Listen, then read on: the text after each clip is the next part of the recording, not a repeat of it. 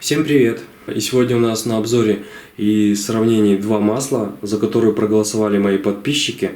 Во вкладке сообщества я делал опрос, и это противостояние набрало больше всего голосов. Если вы еще не подписаны, то подпишитесь на канал, чтобы принять участие в таких опросах и чтобы не пропустить новые сравнения и обзоры.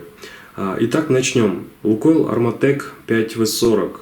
Не побоюсь этого слова, мега популярное масло отечественного производства.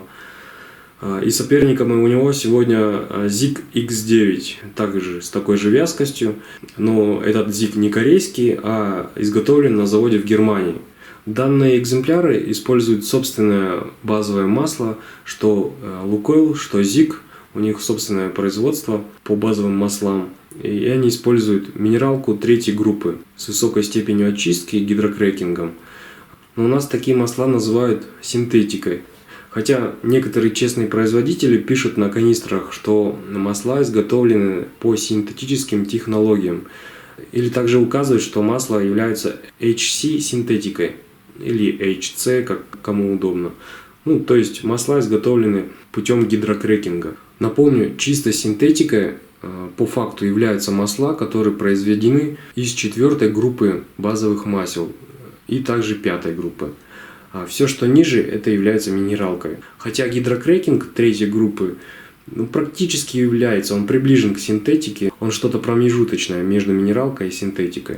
И я считаю, не совсем правильно называть, вот как вы видите на канистрах написано, да, синтетическое моторное масло. Я считаю, что нужно указать, что масло изготовлено по синтетическим технологиям, или просто написать гидрокрекинг. Так, давайте сравним физико-химические показатели, чтобы понимать разницу в этих маслах. И начнем мы с индекса вязкости. Чем выше это число, тем легче двигателю будет завестись в мороз. Это так, по-простому. И это число у Лукойла 172, а у Зика 173. ZIG в этом плане немного лучше. Следующий показатель – это кинематическая вязкость при 100 градусах Цельсия. Также по-простому, чем выше этот показатель, тем толще масляная пленка при такой температуре. Так, у Лукойла этот показатель равен 13,4, у Зика 14,1. По этим данным мы можем сказать, что Лукойл у нас менее вязкий, то есть при такой высокой температуре он немножко будет пожиже. Для каких-то двигателей это хорошо, для каких-то не очень. А оба этих масла вписываются в свою классификацию по вязкости. То есть они соответствуют 40-кам вполне. Так, следующий показатель – это динамическая вязкость при минус 30 градусах. Все данные, полученные у меня с официальных источников, именно этот показатель, официальный источник Зика, я не нашел. И мне пришлось полазить по интернету. И на всем знакомом сайте по маслам, я не буду указывать в каком, я нашел этот показатель у Зика. И он равен 5100. А у Лукойла этот показатель 5940. Напомню, чем ниже число, тем лучше будет прокачиваемость масла в мороз. Следующий показатель – это щелочное число. И опять же, чем выше этот показатель, тем лучше будет для вашего двигателя. Тем лучше будет масло нейтрализовать кислоты, образовавшиеся в процессе сгорания топлива. И этот показатель у Лукойла равен 10, а у Зика немного меньше, 9,07. Но опять, по некоторым данным в других лабораториях этот показатель меняется. Иногда он равен 10, 10,5 и иногда даже достигает 11. Следующий показатель – это испаряемость по методу НОАК. И у Лукойла она составляет 10%, а у Зика 9,8%. Тоже считаю, что эти масла одинаковые, схожи по этому параметру. Чем ниже это число, тем масло будет менее испаряемое. Эти масла показали одинаковую характеристику. Так, температура вспышки у Лукойла равна 237 градусов, у Зика 222 градуса. В этом плане Лукойл немножко получше. Температура застывания у Лукойла минус 41, а у Зика минус 42,5. Также считаю, что более-менее эти масла равны по этим характеристикам. Давайте уже приступим к непосредственно сравнению.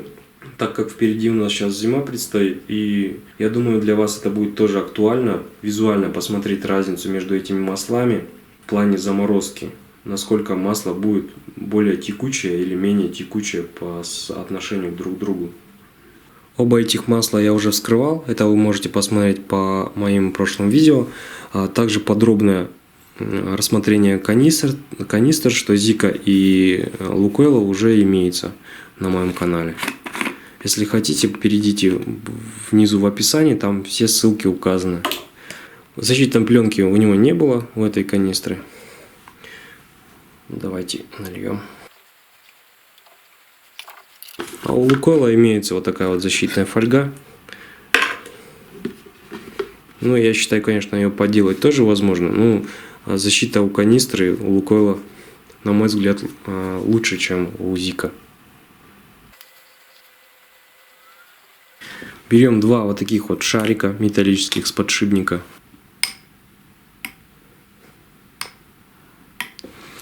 И вот, как вы можете видеть, по цвету они одинаковые, то есть визуально они схожи. Я бы сказал, прям это одно и то же масло на цвет. Как это покажет при минусовых температурах, конечно, мы посмотрим. Давайте сравним, как эти масла при обычной комнатной температуре показывают себя.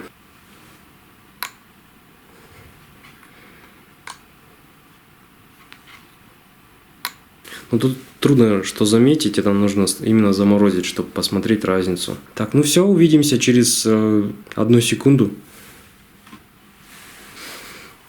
Так, все, смотрим. Секунда прошла. Два масла абсолютно одинаково мутные. Так, ну давайте посмотрим. Так, сейчас справа у нас будет Лукойл, а слева Зик.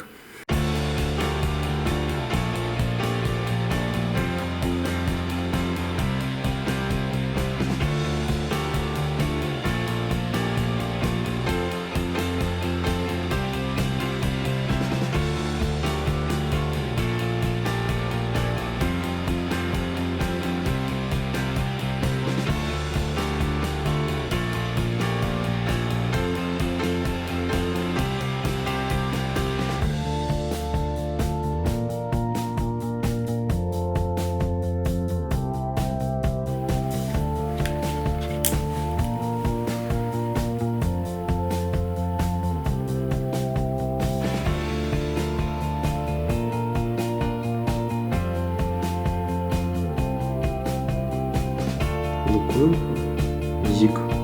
Ну, сейчас масло начинает согреваться, и сразу заметно, что масло начинает немножко прозрачным становиться. Ну, Лукойл, вот сейчас я вот на него смотрю, мне кажется, он более прозрачный, нежели Зик.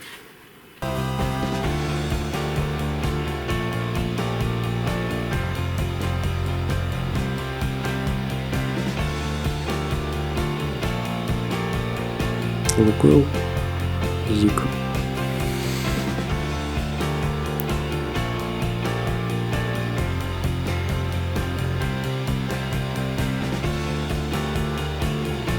Не знаю, почему так получается, но по факту заморозки видно, что текучесть у Лукойла выше. Это, скорее всего, связано с кинематической вязкостью. Тест, который я сейчас провел, подтверждает, что Лукойл не зря такой стал популярный в последнее время. Особенно именно линейка Genesis.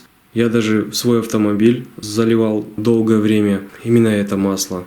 Но ради эксперимента решил перейти на другое, посмотреть и составить отзыв.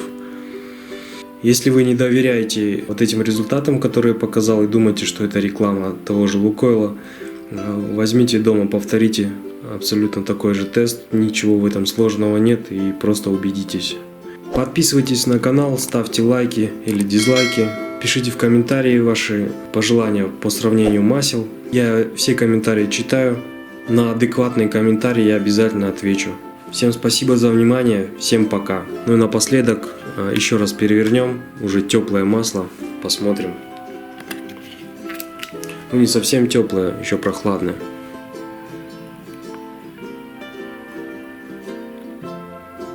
Здесь уже ситуация не так заметна.